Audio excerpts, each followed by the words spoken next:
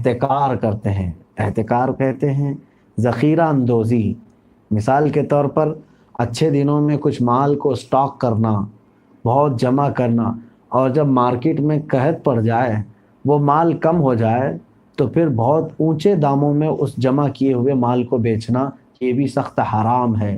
اللہ کے نبی صلی اللہ علیہ وسلم نے اس کو منع فرمایا، اور سخت وعید ہے ایسا کرنے والے پر، کیونکہ یہ لوگوں کی زندگیوں سے کھیل رہا ہے اور قانونی جرم بھی ہے۔ آپ اپنے لاء بھی پڑھ کر کے دیکھیں تو ہمارے اس ملک میں بھی یہ جرم ہے کہ چاول آپ جمع کرتے گئے سٹاک کر دیا، چاول مارکیٹ میں نہیں ہے، 30 روپے کلو کا چاول جب سب جگہ پر ختم ہو گیا تو اب آپ نے 60-70 روپے میں بیچنا شروع کیا، ڈبل دام میں یا اس سے زیادہ پروفٹ میں۔ اس طرح کی ذخیرہ اندوزی کرنا بھی حرام ہے، یہ اللہ تعالیٰ کی عذاب کو دعوت دینے والے کام ہیں۔ اللہ ہم سب کو اس سے محفوظ رکھے۔ اس کے بعد اللہ تعالیٰ نے حضرت موسیٰ علیہ السلام کی قوم پر جو عذابات بھیجے وہ تفصیل سے تذکرہ آیا ہے۔ 5 قسم کے عذابات کا ذکر آیا ہے ایک ہی آیت کے اندر۔ ایک ہی آیت میں اللہ تعالیٰ نے ان کے 5 عذابات کو ذکر فرمایا۔ ہوا یہ کہ اللہ تعالیٰ نے اپنے نبی موسیٰ علیہ السلام کو روشن دلیلیں دے کر کے ان کے سامنے بھیجا، کیونکہ فرعون اور اس کے جو لشکری تھے وہ سب فرعون کی عبادت میں لگے ہوئے تھے، فرعون کو خدا مان رہے تھے۔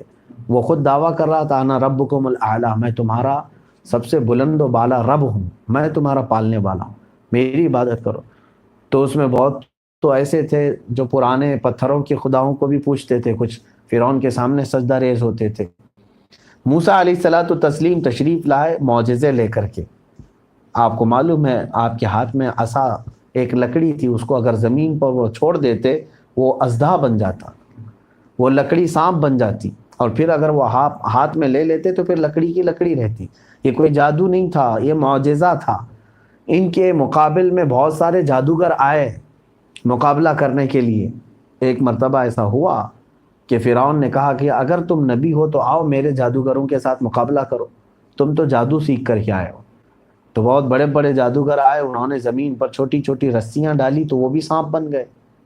وہ جادو کیا ہے؟ نظر بندی ہو سکتی، حقیقت کی تبدیلی نہیں ہو سکتی۔ حضرت موسیٰ علیہ السلام نے اپنا عصا ڈالا تو یہ اتنا بڑا اژدھا بن گیا کہ یہ سارے وہ چھوٹے سانپوں کو کھا گیا، ایک ہی سانس میں سب کھا گیا۔ اب جادوگر جو ہے وہ جانتے ہیں، ان کی نظر میں وہ رسی کی رسی ہی تھی، لوگوں کو سانپ دکھ رہی تھی، لیکن جادوگروں نے دیکھا موسیٰ علیہ السلام کی جو لکڑی ہے وہ حقیقت میں سانپ بن چکی تھی اور کھا بھی چکی تھی سارے سانپوں کو۔ تو یہ دیکھ کر کے وہ سارے جادوگر ایمان بھی لائے۔ اب یہ اتنا بڑا معجزہ سامنے صاف نظر آیا، اس کے باوجود فرعون اور اس کے کچھ لشکریوں نے سرکشی کی اور حضرت موسیٰ علیہ السلام کو مارنے کا، قتل کرنے کا منصوبہ بھی بنایا۔ اب ایمان والوں کی جب کثرت بڑھ گئی تو پھر ان کے طرح طرح کے عذابات یا تکلیفیں دینے کا ماحول شروع ہو گیا حضرت موسیٰ علیہ السلام اور ایمان والوں کو۔ حضرت موسیٰ علیہ السلام نے اللہ کی بارگاہ میں ہاتھ اٹھایا اور کہا مولا یہ اتنے سرکش ہو گئے ہیں کہ تیرے ایمان والے بندوں کو جینے نہیں دیتے، ان کی تو پکڑ فرما۔ اب سنیے اللہ تعالیٰ نے کیا فرمایا، فَأَرْسَلْنَا عَلَيْهِمُ الطُّوفَانَ وَالْجَرَادَ وَالْقُمَّلَ وَالضَّفَادِعَ وَالدَّمَ آیَاتٍ مُفَصَّلَاتٍ۔ 5 قسم کے عذاب مہینے میں کنٹینیو آئے ان کے اوپر۔ پہلے اللہ تبارک و تعالیٰ نے طوفان بھیجا، طوفان ایک ایسا ابر بھی آیا اور بارش اتنی ہوئی کہ سب کے گھروں میں پانی بھر گیا۔ قدرت خداوندی تو دیکھیں، اتنا پانی بھرا کہ یہ قبطی ان کو کہتے ہیں، وہ فرعون کے جو لشکری تھے، تو یہ جتنے بھی آل فرعون تھے، فرعونی تھے، ان کے سب کے گھروں میں گردن تک پانی تھا، نہ یہ بیٹھ سکتے تھے نہ سو سکتے تھے، کھڑے رہنا ہے ان کو اپنے جس جگہ پر کھڑے ہیں، اتنا پانی ہے کہ وہ ڈوبے ہوئے ہیں گردن تک، اور جو بیٹھنے کی کوشش کیا وہ اس میں ڈوب گیا، مر گیا۔ لیکن حیرت کی بات یہ ہے کہ ان کے پڑوس میں ہی ایمان والوں کے گھر تھے، ایمان والوں کے گھر میں کوئی پانی نہیں تھا۔ موسیٰ علیہ السلام پر جو ایمان لائے ہوئے بندے تھے ان کے گھروں میں کوئی پانی نہیں تھا، اور یہ پانی میں ڈوبے ہوئے تھے۔ اللہ رب العزت جسے چاہے اپنے عذاب کا مزہ چکھائے اور جسے چاہے محفوظ رکھے۔ اب یہ سنیچر سے لے کر سنیچر تک 1 ہفتے تک یہ عذاب رہا، تھک گئے، نہ سو سکتے تھے نہ بیٹھ سکتے تھے۔ اس کے بعد یہ سب جمع ہوئے موسیٰ علیہ السلام کے پاس، رو رو کر کے انہوں نے کہا یا موسیٰ ادع لنا ربک بما عہد عندک لئن کشفت عنا الرجز لنؤمنن لک ولنرسلن معک بنی اسرائیل۔ یہ کہنے لگے اے موسیٰ اپنے رب سے دعا کرو کہ اگر یہ تمہارے ذریعے سے عذاب ہٹ گیا تو ہم ضرور تم پر ایمان لائیں گے، ہم ایمان لائیں گے، اس کو ہٹا دو۔ موسیٰ علیہ السلام نے دعا کی ہے اللہ یہ عذاب ہٹا دے۔ دوسرے ہی دن وہ پورا کا پورا پانی ختم ہو گیا۔ اب ہوا یہ کہ جب پانی چلا گیا تو ان کی کھیتیاں سرسبز و شاداب ہو گئیں، پھل آئے کثرت سے، ہریالی ہوئی۔ تو یہ بیوقوف کہنے لگی یہ تو ہماری اچھائی کے لیے آیا ہوا تھا پانی، ہم تو خواہ ڈرے ہوئے تھے، یہ طوفان نہیں تھا، عذاب نہیں تھا، یہ تو کھیتیوں کی اچھائی کے لیے آیا تھا۔ تو پھر یہ مکر گئے، کہا کہ ان پر کاہے کے لیے ہم ایمان لائیں، ہم سب اپنا خود دیکھیں گے۔ پھر وہ اپنی عیاشیوں میں ویسے ہی مصروف رہے، بے ایمان رہے، کفر میں مبتلا رہے۔ 1 مہینہ گزرا، اللہ تبارک و تعالیٰ کا دوسرا عذاب ان کے اوپر آیا، ٹڈیوں کا عذاب۔ ٹڈی کہتے ہیں یہ چڈے جو ہوتے ہیں، اڑتے رہتے ہیں چھوٹے چھوٹے سے، کبھی کبھار، اب تو ہم دیکھنے کو ملتے نہیں، پہلے بہت آتے تھے۔ یہ ٹڈیوں کا عذاب ہے۔ وہ کیسے کہ اتنی ٹڈیاں کہ ان کے گھروں میں بھر گئیں، ان کے کھیتوں میں، کھلیانوں میں، فصلوں کو سب کھا گئیں، پتے تک نہیں چھوڑے، حتیٰ کہ یہ ٹڈیاں لوہے پر بیٹھتی تو لوہا بھی کھا جاتی تھی۔ یہ چھوٹے چھوٹے جو چڈے آتے ہیں یہ سب اتنے بھر گئے، اور یہ بھی تقریباً یعنی 1 ہفتے تک یہ چلتے رہے، اتنی کثرت سے بھرے تھے کہ اب ان کی گردنوں پر بیٹھتے تو وہاں کا گوشت کھا کے نکل جاتے تھے۔ پھر انہوں نے آ کر کے موسیٰ علیہ السلام کی بارگاہ میں توبہ کی اور کہا کہ تم یہ عذاب ہٹا تو ہم ایمان لائیں گے۔ سچ کہتے ہیں موسیٰ علیہ السلام نے دعا کی، اللہ تعالیٰ نے وہ ٹڈیوں کا عذاب ختم کیا۔ اب کچھ پھل اور کچھ کھلیان باقی رہ گئے تھے جو ٹڈیاں نہیں کھائی تھی، چھوڑ دی تھی۔ تو یہ آئے اور اپنے کھیتوں میں وہ ساری چیزیں دیکھے، غلہ کہا اتنا ہمارے لیے کافی ہے، اب زندگی ہم گزار سکتے ہیں، ابھی بھی ہمارے پاس اناج اور فصلیں بہت ساری باقی ہیں، سب تھوڑی نہ وہ کھا گئی۔ پھر وہ مکر گئے اپنے وعدے سے، ایمان نہیں لائے اور سرکشی میں مبتلا رہے۔ اللہ تبارک و تعالیٰ کا تیسرا عذاب آیا، والقمل، جوؤں کا عذاب۔ جوئیں جو سر میں ہوتی ہیں، مفسرین نے اس کو فرمایا جوئیں یا تو ایک کیڑا تھا جو اللہ تعالیٰ نے اتنی بڑی تعداد میں بھیجا کہ ان کے کھانے میں، ان کے برتنوں میں، ان کی آنکھوں پر، ان کے چہرے پر، ہر جگہ یہ جوؤں کا عذاب، نہ بستر پر کہیں پر بھی کوئی جگہ خالی نہیں ہوتی۔ اچھا یہ سب عذابوں میں ایمان والوں کے ہاں اس طرح کی کوئی چیز نہیں تھی، صرف یہ فرعونیوں کے گھروں میں ہوتا تھا، قبطیوں کے ہاں۔ یہ بھی 7 دن تک چلا، پھر وعدہ کیا انہوں نے، پھر موسیٰ علیہ السلام نے دعا کی، پھر عذاب ہٹا، پھر اس کے بعد پھر ویسی ہی چیزیں۔ اتنی سرکش اور نافرمان قوم جو موسیٰ علیہ السلام کی ہے، پورے قرآن میں جتنی قوموں کا تذکرہ آیا ہے اتنی تذکرے کسی اور قوم کے نہیں ملیں گے آپ کو، کیونکہ یہ بار بار عہد شکنی کرتے تھے، بار بار وعدے توڑتے تھے اور ایمان نہیں لاتے تھے۔ چوتھی مرتبہ اللہ تبارک و تعالیٰ کا عذاب آئے مینڈکوں کا، والضفادع، اتنے مینڈک ان کے گھروں میں آئے کہ کھانے کے برتن میں، پتیلیوں میں، حتیٰ کہ وہ اگر لقمہ اٹھاتے، منہ کھولتے تو مینڈک منہ میں چلا جاتا، کھانا نہیں کھا سکتے تھے۔ ان کے پانیوں میں، برتن میں، ہر جگہ مینڈک ہی مینڈک تھے۔ اگر وہ سوتے تو ان کی آنکھوں پر مینڈک بیٹھ جاتے، ان کے کانوں پر مینڈک بیٹھ جاتے۔ ظاہر سی بات ہے ایک ایسا جانور جو پھدکتا ہو وہ بے چین کر دیتا ہے، کہاں کی نیند، کہاں کا کھانا، نہیں کھا سکتے تھے۔ یہ بھی 7 دن رہا، پھر اللہ حضرت موسیٰ علیہ السلام کے پاس پھر آئے، وہی معمول کے مطابق انہوں نے پھر دعا کی، پھر عذاب ٹلا، پھر نافرمانی، پھر 1 مہینے کے بعد انہوں نے ناشکری کی، 5واں عذاب پھر کنٹینیو آیا ہے، کیونکہ اللہ تعالیٰ نے قرآن میں فرمایا فلما کشفنا عنہم العذاب، جب جب ہم نے ان سے عذاب کو ہٹایا ہے انہوں نے پھر سرکشی کی ہے۔ پھر یہ ویسی کرنے لگ جاتے تھے. آخر میں اللہ تعالیٰ نے خون کا عذاب بھیجا. جتنے کنویں تھے، ندیاں تھیں، تالاب تھی، سب خون سے بھر گئے. ان کے گھروں کے پانی کے مٹکے سب کچھ خون سے بھر گئے کہ نہ یہ کھانا بنا سکتے تھے نہ پانی پی سکتے تھے. اور وہی بنی اسرائیل پر ایسا کوئی عذاب نہیں تھا. یعنی موسیٰ علیہ السلام کے ایمان والے جو جتنے بھی امتی تھے ان پر ایسا عذاب نہیں تھا. حتیٰ کہ پانی نکالنے کے لیے ایک ہی کنویں پر دونوں جاتے تھے، قبطی بھی جاتے تھے اور یہ ایمان والے بھی جاتے تھے. لیکن جب ایمان والے اس کنویں سے اپنا ڈول نکالتے پانی نکلتا، وہ قبطی نکالتے تو ان کے ڈول میں خون نکلتا تھا. اس کے علاوہ یہ بھی مسئلہ ایسا ہے، اللہ تعالیٰ کا عذاب تو دیکھیں کہ وہ اگر پانی لے لے منہ میں خون ہو جاتا، اور کھانا منہ میں ڈالیں خون بن جاتا، پورا کا پورا خون، بستہ خون. لیکن وہی قریب میں بیٹھ کر کے کوئی مومن یا مومنہ کھا رہے ہوں اور پی رہے ہوں، ان کے کھانے اور پانی میں کچھ نہیں ہوتا. تو کچھ قبطیوں نے یہ تک کیا، کچھ فرعونیوں نے یہ کیا کہ چلو ان کو ہم اپنے طرف کر لیتے ہیں. تو آ کر کے کچھ ایمان والوں کے پاس ان کے پاس میٹھی میٹھی باتیں کر کے ان سے یہ کہا کہ ایسا ہے کہ تم لقمہ اپنے کھانے کا اٹھا کر ہمارے منہ میں ڈال دو، تمہارا کھانا صحیح سلامت ہوتا ہے، ہمارا کھانا خون بنتا ہے. تو وہ جو بنی اسرائیل کے مومنین تھے وہ کھانے کا لقمہ اٹھا کر کے ان کے منہ میں ڈالتے، ان کے منہ میں جاتے پھر خون ہوتا تھا. یہاں تک انہوں نے کیا کہ ان قبطیوں نے، فرعونیوں نے ان اسرائیلیوں سے کہا، یعنی بنی اسرائیل کے مومنین سے کہا کہ تم اپنے منہ میں لے لو، پانی لے لو، کھانا لے لو، اور پھر ہمارے منہ میں کلی کر دو. یہاں تک نوبت آئی، وہ بھی انہوں نے کیا، لیکن جب کلی ان کے منہ میں پڑتی پھر خون بنتا تھا. تم رب تبارک و تعالیٰ کی پکڑ سے کہاں تک بھاگو گے؟ یہ عذاب بھی چلا بنی اسرائیل پر. میرے عزیزو، عذابات ایسے سخت ترین آئے ہیں جس کو آج آپ نے کبھی دیکھا بھی نہیں اور سنا بھی نہیں.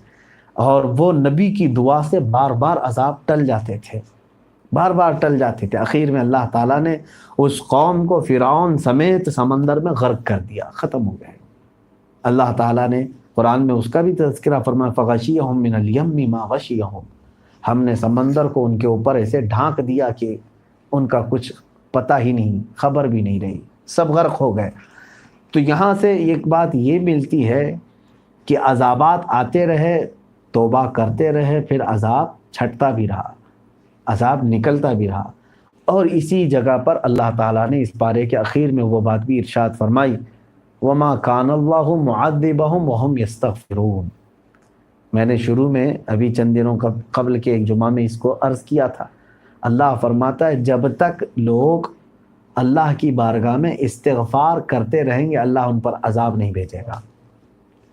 مَا كَانَ اللَّهُ مُعَذِّبَهُمْ، اللہ ان پر عذاب نہیں کرے گا جب تک کہ وہ استغفار کر رہے ہیں. استغفار، استغفر اللہ ربی من کل ذنب واتوب الیہ، یہ استغفار ہے. استغفار کا مطلب ہوتا ہے کہ اللہ کی بارگاہ میں بخشش طلب کرنا. اے اللہ میں گنہگار ہوں، تو مجھے معاف کر دے.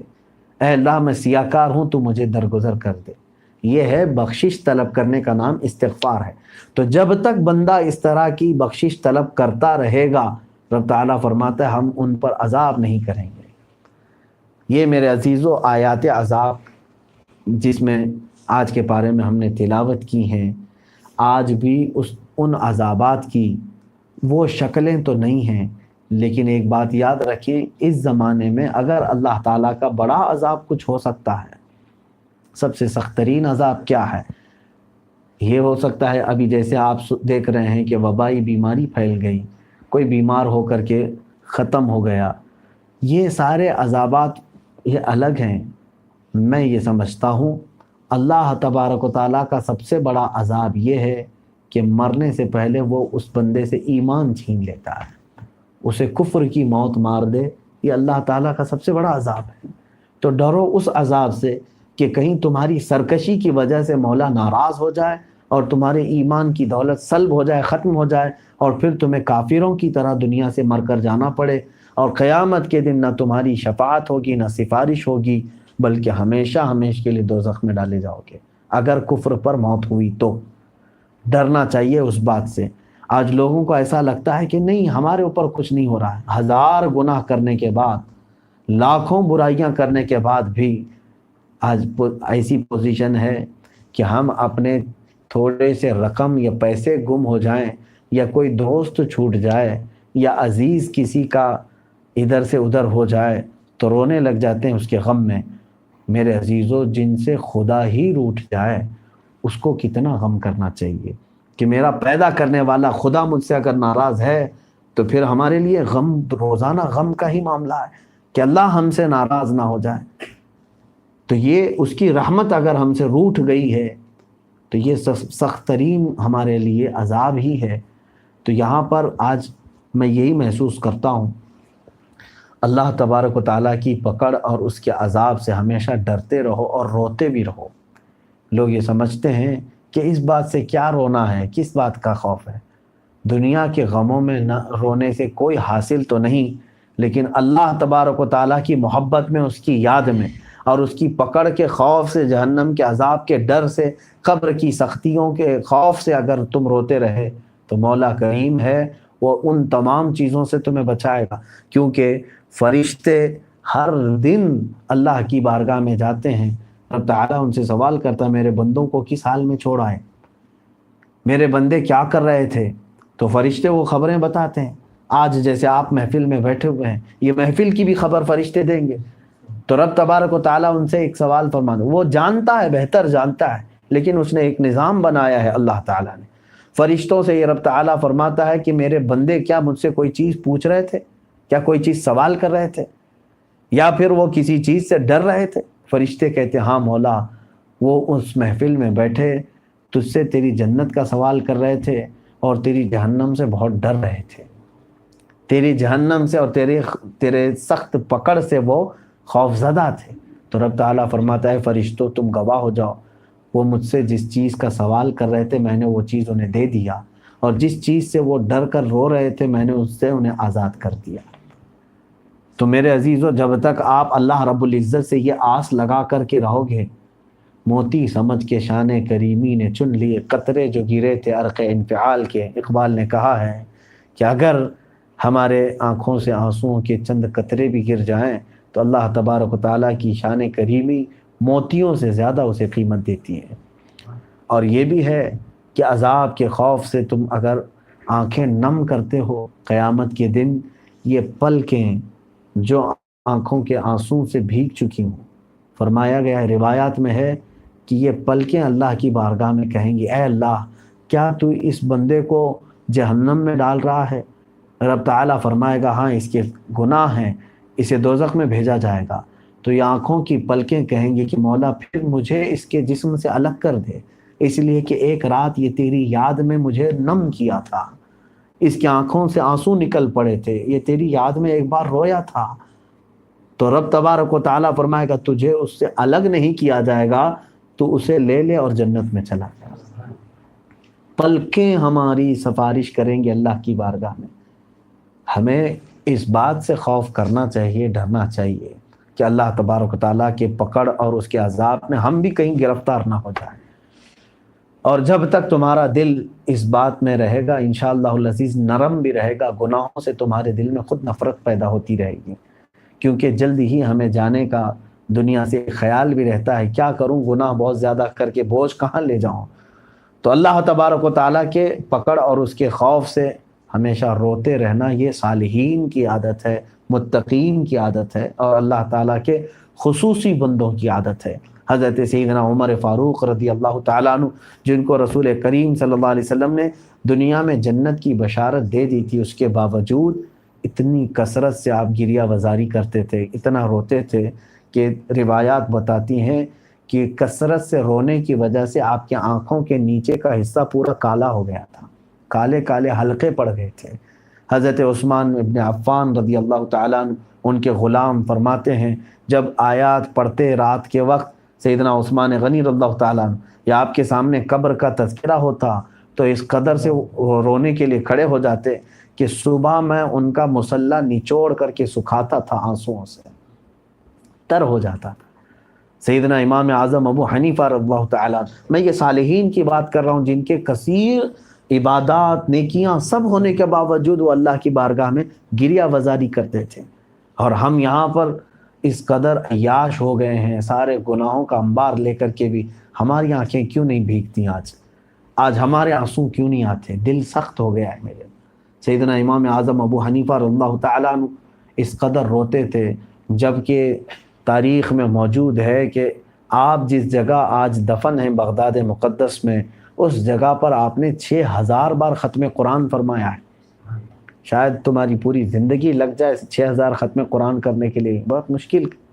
اور انہوں نے اتنا ہی نہیں، ہزاروں شاگرد پیدا کیے، محدثین، فقہا، اور نمازیں تو اس طرح کہ رات کو کھڑے ہوتے تو صبح تک، اور پھر تجارت الگ، علم دین کا درس دینا یہ الگ، احادیث کریمہ سے استنباط مسائل وہ الگ، ہزاروں نہیں میں سمجھتا ہوں لاکھوں کی نیکیاں ان کے پاس ہیں، باوجود اس کے وہ یوں روتے تھے اور کہتے تھے اے اللہ، قیامت کے دن اگر ابو حنیفہ کی بخشش ہو گئی تو تعجب کی بات ہوگی، ورنہ مجھ جیسا بخشے جانے کے قابل کہاں ہے؟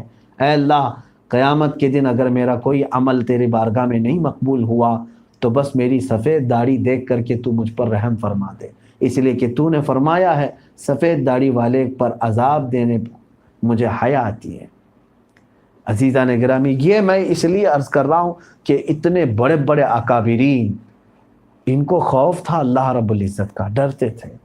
عذابات الہیہ میں نے آج آپ کو سنایا ہے، بنی اسرائیل میں جس طرح آئے، دوسری قوموں میں جس طرح آئے، وہ اللہ تبارک و تعالیٰ کا غضب آج بھی ہے، لیکن ہم نے آیت آج تلاوت کی ہے سورہ انفال کی، رب تعالیٰ فرماتا ہے وَمَا كَانَ اللَّهُ لِيُعَذِّبَهُمْ وَأَنْتَ فِيهِمْ، اللہ اب اس قوم کو ویسا عذاب نہیں دے گا اس لیے کہ تمہارے درمیان میرا محبوب جلوہ گر ہے، اے رسول آپ ان کے درمیان ہیں۔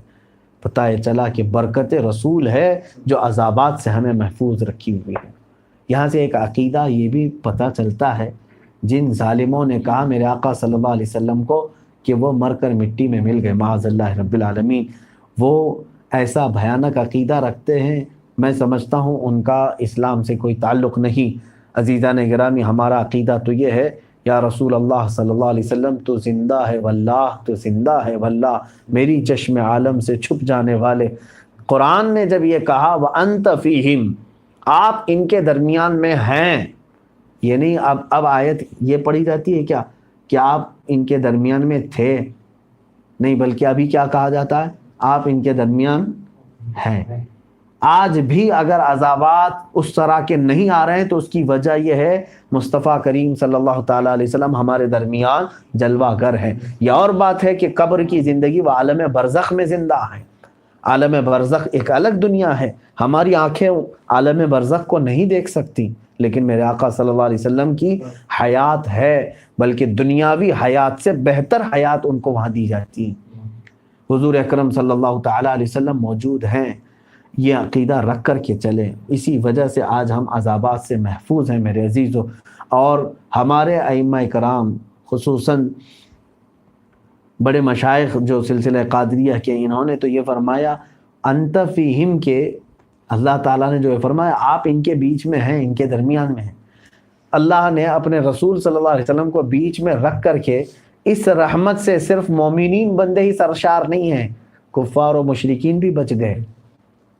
اس زمانے کے امت مصطفیٰ صلی اللہ علیہ وسلم میں جتنے یہودی ہیں، عیسائی ہیں، کفار ہیں، مشرکین ہیں، وہ سب بھی تو بچ گئے۔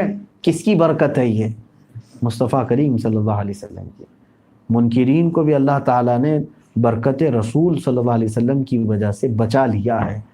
عزیزان گرامی، اللہ رب العزت نے اگر رسول کریم صلی اللہ علیہ وسلم کی رحمت کاملہ سے ہم سب کی حفاظت فرمائی ہے تو پھر ہم سب کو یہ محسوس کرنا چاہیے کہ ہم اترا کر کے گمراہ نہ ہو جائیں کہ قیامت کے دن وہ رسول کی شفاعت بھی ہم کو نہ میسر آئے تو پھر زندگی کس کام کی ہے۔ اللہ کریم ہے، ہم سب کی حفاظت فرمائے۔ وہ ہر عالم کی رحمت ہے، کسی عالم میں رہ جاتے، یہ ان کی مہربانی ہے کہ یہ عالم پسند آیا۔ میرے آقا صلی اللہ علیہ وسلم ہمارے درمیان آئے ہیں، یہ میرے آقا کی مہربانی ہے، اللہ اس مہربانی کو ہمیشہ قائم رکھے۔ میرے آقا صلی اللہ علیہ وسلم کا جو تعلق آج ہمارا ہے، قیامت کے دن بھی مولا ہمارا وہی تعلق قائم و دائم رکھے۔ اور بھی دیگر آیتیں ہم نے آج تلاوت کی ہیں، بہت